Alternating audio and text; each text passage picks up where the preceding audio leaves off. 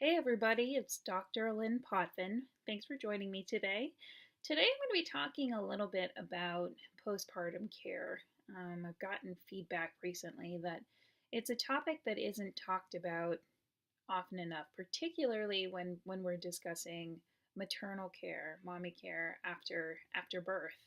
And so there's quite a few things that as a naturopathic doctor that I recommend. And so I'm going to go through some of the um, basic tips that I usually give from a naturopathic perspective for postpartum care, and specifically looking at that initial postpartum care. So within that first month and a half after birth, what kind of recommendations can a person take to do at home and take care of themselves at home. And so we're going to go into that just a little bit here. Now, what a lot of people also don't get a lot of counseling on are, really common things that happen physically to us and also emotionally to women after they give birth. So, to go through just a few of them, there's some pretty obvious blood volume decrease shifts that happen. What happens during pregnancy is that blood volume increases or doubles almost throughout the course of the pregnancy. And after giving birth, that drops significantly. And this can actually lead to a series of other symptoms like the sweats and the change in temperature regulation that happens after a woman gives birth. It's really common for women to feel cold in that postpartum period because they've they've had significant hormone fluctuations and changes in blood volume, which will change how your body actually regulates temperature. There's going to be very significant hormone shifts immediately in that postpartum period, but also in throughout the course of breastfeeding and weaning off of breastfeeding. There will be shifts as well. So that's always something to be mindful of because a lot of that is responsible for many of the physical and particularly emotional symptoms that people experience postpartum.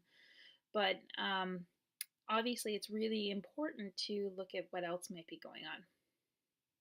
Now, post labor, there's going to be significant amounts of muscle aches, from the whole process of labor.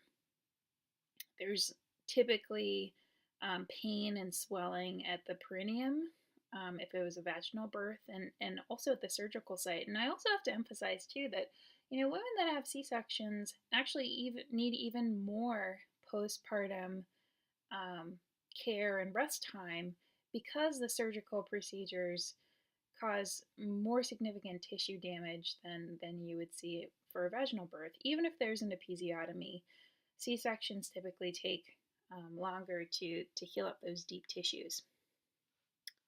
There's also uterine bleeding that can last for that month following labor or following birth. And it really is important to be mindful of your movement over the course of those few weeks. We're going to talk about that in just a little bit. I had mentioned earlier that there's, possibility of the sweats, the shakes from hormone fluctuations, and everybody experiences that a little bit differently, but something to be mindful of. An additional thing that is influenced by hormone changes is the increased urination that occurs. And part of that is in that transition period of blood volume decreasing. There's a lot more fluid movement and elimination. Breast engorgement is also an issue that can occur postpartum in those immediate days afterward. And a lot of pain and discomfort can be, I guess, alleviated or avoided altogether if you have good resources to help with breastfeeding, et cetera, if that's something that you're able to do. And if not, how do you manage that? There are additional resources that can be really helpful for that. I personally like Dr. Jack Newman's website. You should check him out. So, as a naturopathic doctor, Essentially everything that I prescribe or that I recommend to a patient is going to be used to stimulate the body's inherent ability to heal itself. So it's largely supportive for all of the mechanisms that your body already has in place. And as an ND, a lot of the things that I will prescribe will be more holistic in nature. So a lot of lifestyle modifications, a lot of nutritional recommendations, some botanical medicines, which we'll talk about shortly, hydrotherapy recommendations, which we'll also be talking about. So very non-invasive, gentle, can be used rather frequently as well because of their non-invasive nature. But, for this process in particular, there's four main themes that I like to address. And if you look across cultures, what you'll notice is that many of these are addressed in a variety of different ways cross culturally as well. There are many traditions that set it up so that women postpartum fully retreat, stay in a really warm space, rest almost for that entire month and a half after they've given birth, and there is a large movement of support around them. They essentially create their own nest, which we'll talk about. So I'm going to take us through all of these themes and how we might apply some naturopathic therapies to those themes. Now, retreat. Now, a lot of times what people get concerned about, especially here in the Western world, is that if they fully retreat, that may make them socially isolated. And that's truly not the purpose at all. I want to emphasize that because, of course, social time is essential for helping women. And well, we're social creatures anyway, but helping women, avoid things like postpartum depression, et cetera, et cetera. It's not meant to be an antisocial time. However, what I oftentimes will recommend to women is that they take a more realistic approach to, um, how much time they can, or how much energy as well they can expend in social time. So taking social time really gently in that first 5 to 6 weeks postpartum. And by that I mean, having in 1 to 2 friends at a time, family members, um, making sure to have plenty of time to just be with you and the baby, or you, the baby, and your partner if you have a partner. Um, and this is really important for a number of different reasons.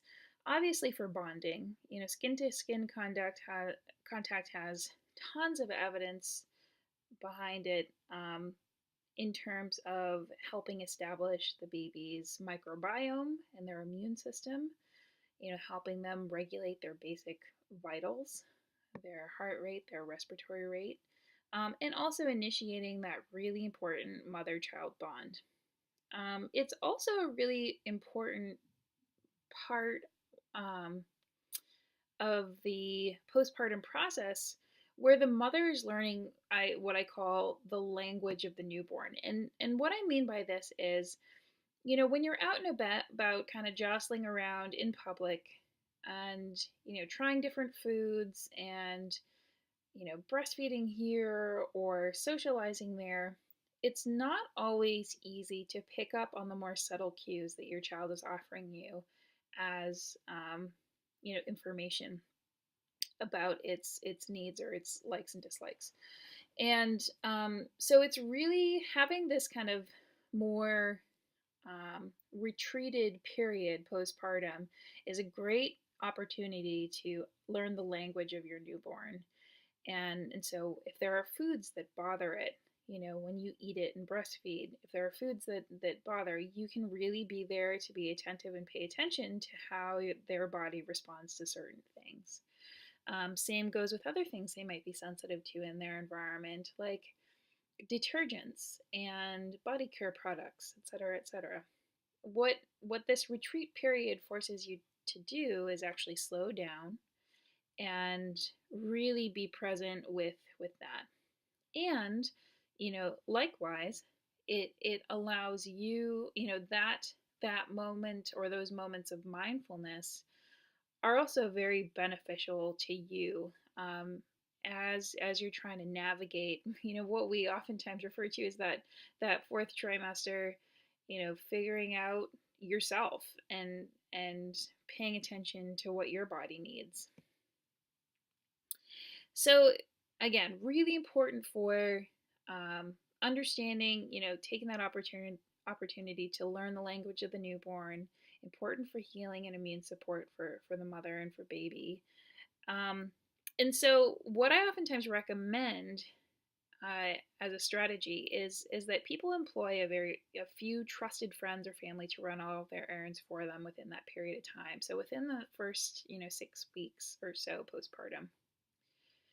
Prior to birth, I mean, truthfully, the best preparation for postpartum occurs before the baby's even born. But we know that, life gets crazy.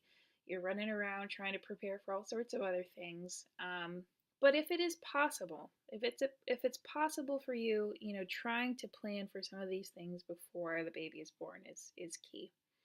So prior to birth, actually holding what I call a casserole or a soup shower. I know that Aviva Romm has written about this in some of her books. But essentially, what you do is have a food shower prior to the baby's birth, and your friends bring meals that you can freeze off, which is really nice, so that you don't even have to worry about people stopping by every 15 minutes, tracking things in the house, potentially bringing in colds and flus depending on who is coming in. And so, having all of that taken care of ahead of time can be key. It's also, really okay to write, signage and put it out on the door just as a reminder to people that are coming to visit you that, if they're going to come, then have them, stay for a short period of time. If they plan to stay longer, put them to work, have them take care of some of your chores, because it's really actually quite important that you don't do any intense chores or lifting really heavier than the baby for at least a couple weeks postpartum. And this is to avoid increasing the uterine bleeding that's going to be occurring. It's even recommended that gentle exercise like yoga is not done in that first week or so after, but really for that 6-week period postpartum, not doing any heavy lifting is really important. Now, the whole warmth thing, people oftentimes, are curious as to why this is a thing, but it's cross cultural. This is something that many places, they take great care to keep new moms and babies very warm with baths, with warm massage, hot stone massage, with teas, with soups, with stews, all of that stuff. And again, the warming factor can be essential because the hormone fluctuations that occur can cause this difficulty in regulating body temperature. So, one thing that they do recommend is actually keeping the home warmer than usual, and so, this is not only helpful for mom, but also for baby who's relying on mom's body temperature or caregiver's body temperature in a lot of ways to be able to regulate its own temperature in the beginning. Other ways to kind of keep the body warm is to be eating mostly cooked foods. So food generally should be cooked, easy to digest. In Chinese medicine, they recommend limiting raw or cold foods, which they just throw a lot more work back onto the digestive tract. So gut health, is going to be significantly different postpartum. This is another thing to consider, especially after a C-section where, there's a lot more jostling of the visceral organs. And so really should be supported by eating warmer foods that can be assimilated easily so that, these nutrients can be best extracted for healing and breastfeeding. Now, a way you can kind of counter, I've had people ask me, if it's in the middle of the summer, I don't want to be eating purely hot foods all the time. Well, some ways to counter that is to eat foods that are, or eat spices incorporated into foods that are warming, that get good circulation going in the digestive tract. So that can be things like cinnamon or ginger, pepper, for example. Um, Balancing out any raw foods that you eat with a zesty kind of dressing can be nice. But also, doing about, I say, follow the 50-50 rule. You eat 50% of your produce is lightly cooked or fully cooked, and the rest, can be raw. And that generally balances a bit more appropriately in the summer. Whereas in the winter, you might want to eat all of your vegetables cooked, and um, that would certainly be appropriate for the warming factor. I also recommend teas and broths during this time as well, which can be really mineral rich, very nutritive, and provide those nutrients, those minerals that are essential for tissue repair. Now, you can see I have a picture of a bath here because hydrotherapy is actually a really big naturopathic um, treatment that I recommend all the time, not just, for women that are postpartum, but particularly in this case, anytime you have tissue that needs to heal, this can be really important. So I oftentimes will recommend contrasting warm or cooling applications to the perineum if it was a vaginal birth. Um, just being mindful of, episiotomy, stitching, etc., and making sure that you're watching that and watching for infection um, as you're applying these contrasting applications. So, the reason why I recommend contrasting is because the warming part of the application to the perineum actually makes the blood vessels dilate a little bit, and the cooling causes them to constrict. So, you get this pumping action that can really help with the deeper tissue repair.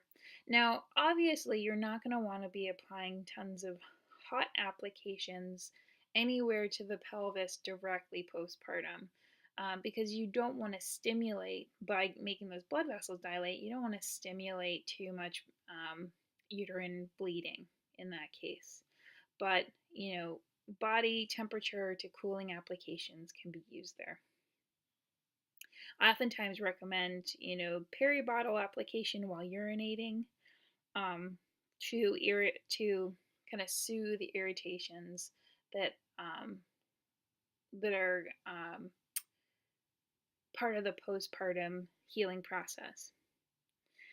Another hydrotherapy technique that I oftentimes will recommend is using tea bags as applications to the nipples if they become tender with breastfeeding. So, black tea in particular actually has tannins in it. And what tannins do is that they heal up, or they toughen up the skin on the nipple and the areola.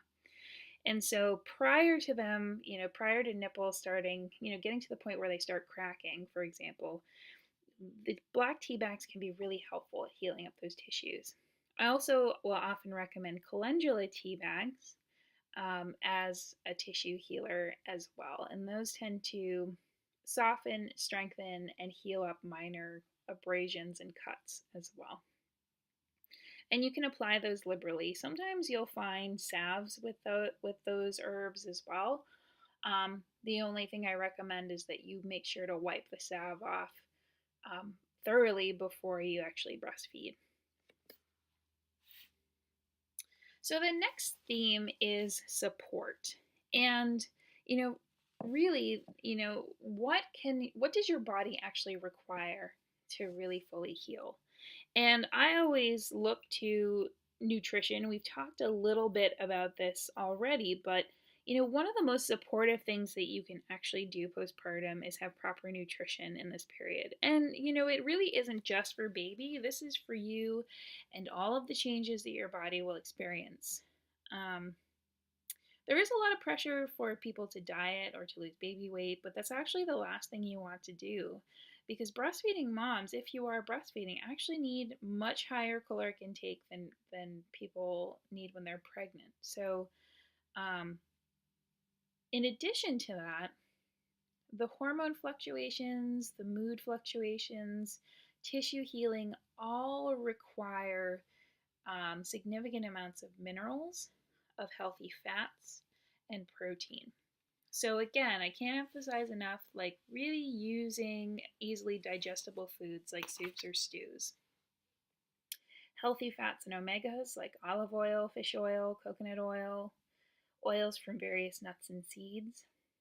Um, I oftentimes will recommend bone broths as well if it's not a non-vegetarian patient. And what's great about these is that you can make them ahead of time of the birth and freeze off into portions. But these are really great at providing minerals, protein, and collagen that all assist in the tissue repair.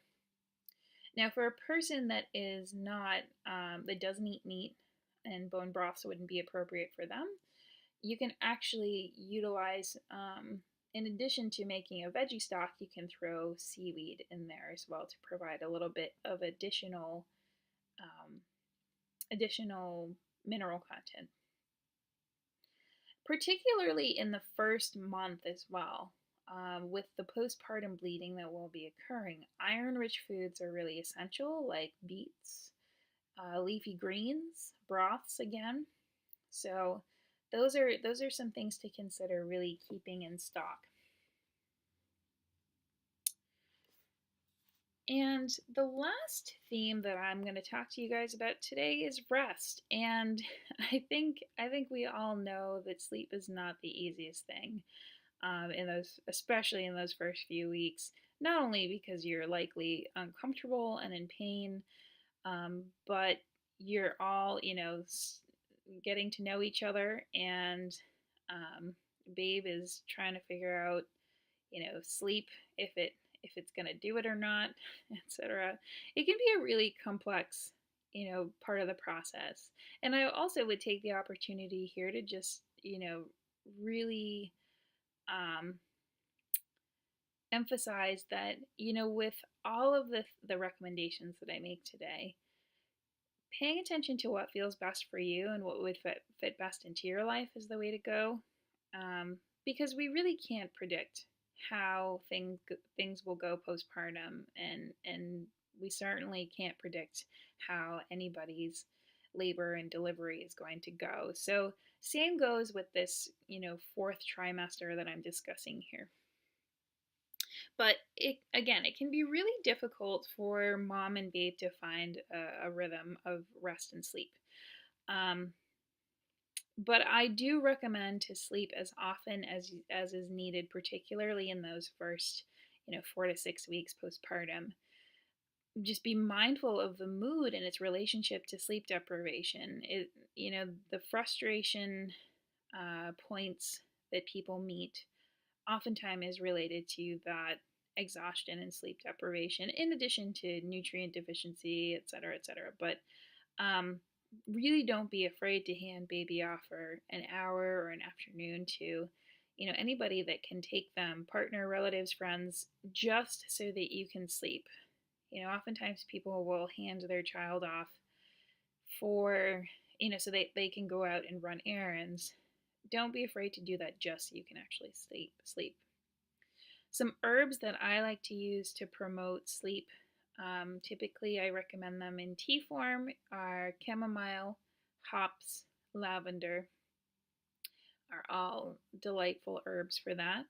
And in terms of overall well-being and mood and sleep, there's a tea blend that I like to make up equal parts of chamomile, nettles, which is really nutrient rich, oat straw, which is also nutrient rich but really supportive of the nervous system, and red raspberry leaf, in addition to a bit of calendula. So again, that's equal parts chamomile, nettles, oat straw, red raspberry leaf, and calendula.